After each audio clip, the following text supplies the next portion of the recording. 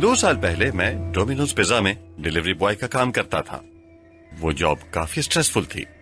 Pizza delivery के दौरान कई अजीबोगरीब लोगों से वास्ता पड़ता था, मगर एक वाकया मेरे साथ ऐसा पेश आया जिसके बारे में आज भी सोचता हूं तो समझ नहीं आता कि आखिर वो क्या था, हकीकत या एक खौफनाक ख्वाब। उस रात मैं अपनी आखिरी पिज्जा डिलीवरी करके घर जाने ही वाला था कि काउंटर पर फोन बजा। काउंटर पर डिलीवरी ऑर्डर लेने वाला बंदा किसी इमरजेंसी की वजह से घर जा चुका था और मेरे अलावा कॉल सुनने वाला और कोई भी नहीं था। इसीलिए मेरे बॉस ने अपने कमरे से ही आवाज दी और कहा कि मैं फोन उठाऊं। उफ, दिल में तो मैंने उसे बड़ी गालियां दी, लेकिन फोन उठाकर मुझे सारा गुस्सा जब्त करके कस्टमर से बात करनी पड़ी। फोन पर एक लड़की थी जो इतनी धीमी आवाज में बात कर रही थी कि मुझे 2 बार ऑर्डर रिपीट करने के लिए कहना पड़ा। उसने एक लार्ज पिज्जा का ऑर्डर दिया और अपने घर का एड्रेस लिखवाया। इससे पहले कि मैं उसका नाम पूछता, उसने कॉल कट कर दी। खैर, मैं लड़की के बताए हुए एड्रेस पर पिज्जा डिलीवर करने निकल पड़ा। उस वक्त रात के तकरीबन 11:30 बज रहे थे।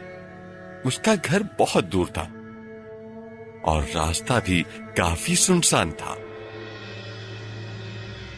सड़क के दोनों जानिब घने दरख्त थे, जिनकी वजह से रात में रास्ता और भी ज्यादा खौफनाक लग रहा था। दूर दूर तक किसी गाड़ी का नामो निशान नहीं था।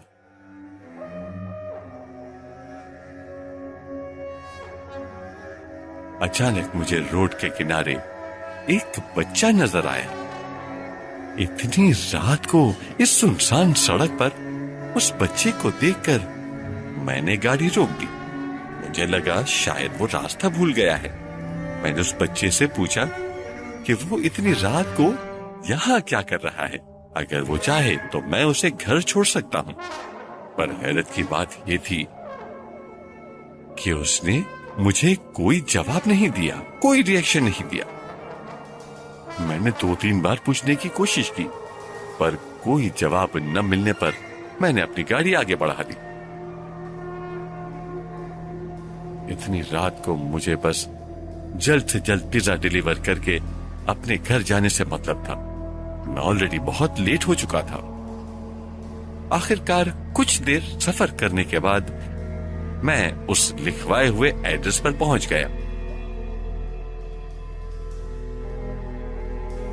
उस गुप्त अंधेरे और खामोशी में मुसलसल मुझे एक अजीब सी घबराहट का एहसास हो रहा था और मैं इस बात पर हैरान था कि घर की कोई लाइट ऑन नहीं थी।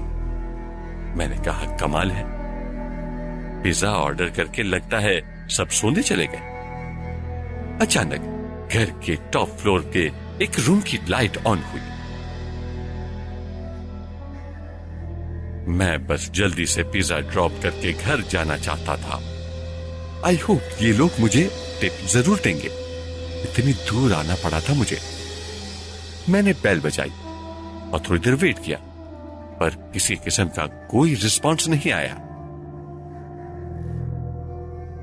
फिर मैंने दोबारा बेल बजाई तो इस बार मुझे कुछ हलचल महसूस हुई, जैसे कोई दरवाजा खोलने आ रहा हो। जब दरवाजा खुला तो मैं ये देखकर शॉक्ड हो गया कि वो वही बच्चा था जो मुझे रोड के किनारे मिला था। उस वक्त मेरे जहन में बस एक ही सवाल घूम रहा था, ये इतनी जल्दी घर कैसे पहुंच गया। खैर, मुझे इस बात की कोई परवाह नहीं थी। मैं बस पिज्जा डिलीवर करके जल्द से जल्द वहां से जाना चाहता था। Here is your large pizza। बच्चे के चेहरे पर वही ब्लैंक रिस्पॉन्स था। घर में कोई है? आपके पेरेंट्स? कहो पिज्जा डिलीवरी मैन आया है। بچے نے پھر بھی کوئی جواب نہیں دیا۔ اس کی یہ خاموشی مجھے اریٹیٹ کر رہی تھی۔ پھر اچانک گھر کے اوپر والے پورشن سے مجھے کسی عورت کی زور سے چلانے کی آواز آئی،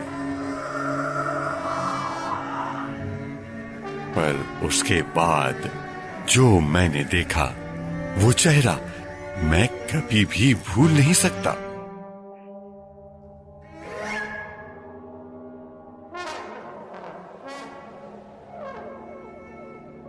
میرے ہاتھ سے پیزا وہیں گر گیا۔ میں اپنی گاڑی کی طرف بھاگا اور تیز سپیڈ میں اس جگہ سے جتنا جلدی نکل سکتا تھا نکل آیا۔ اس کے بعد میں نے پولیس کو کال کرنا ٹھیک سمجھا اور ساری سچویشن بتائی۔ پتہ نہیں وہ عورت کون تھی اور ایسے کیوں چلا رہی تھی۔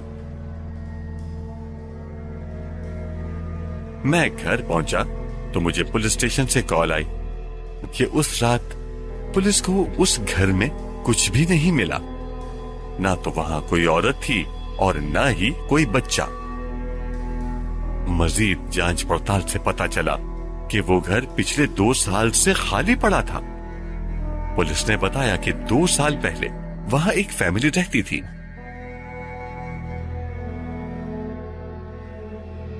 شوہر ایک رات اپنی بیوی اور 10 سال کے بیٹے کا قتل کر کے فرار ہو گیا تھا۔ پولیس کو دونوں کی لاشیں گھر سے 3 دن کے بعد ملی تھی۔ تب سے وہ گھر خالی پڑا تھا اور اس واقعے کے بعد سے وہاں کوئی نہیں رہا۔ یہ بات سنتے ہی میں خوف سے کانپنے لگ گیا۔ پھر وہ کون تھا جس کو میں نے اس رات دیکھا؟ کیا اس ماں بیٹے کی روح ابھی تک اس دنیا میں بھٹک رہی ہے؟ شاید اس سوال کا جواب مجھے کبھی نہیں ملے گا۔